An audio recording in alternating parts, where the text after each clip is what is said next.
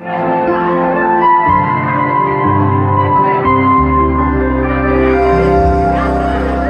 tàu này để lại phía khắp cơ giờ, dòng tàu này để lại phía những dòng ô mơ có khắp vô cầu nhắm không lo gió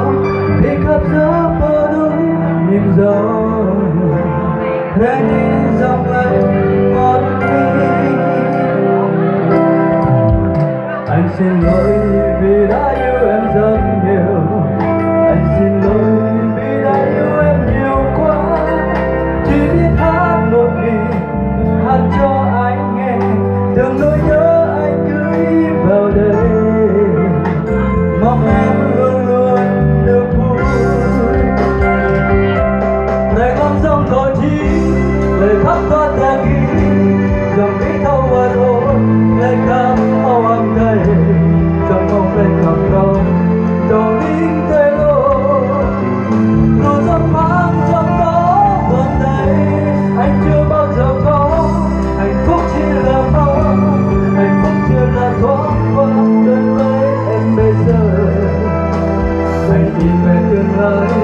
và bước theo người để mình thúc em trọn ngày mai.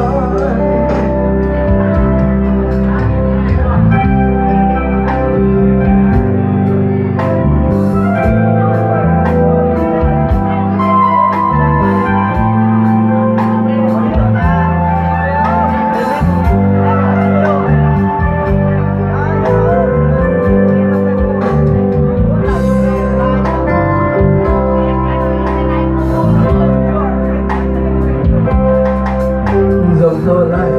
để lại phía khắp cơ gió, dòng tàu này để lại phía những dòng ô mơ vô khắp vô bờ nhắm rõ lo dòng vì khắp gió bờ núi nhìn gió thế nên dòng lại một đi. Ngày vẫn dòng có chi ngày khắp ta ta ghi dòng đi thâu qua đôi lên khắp màu âm đầy dòng đi đâu mơ mơ để khắp màu âm đầy dù rất vang rất có quan đây anh chưa bao giờ có hạnh phúc chỉ là mong hạnh phúc chỉ là thoáng qua đời với em bây giờ.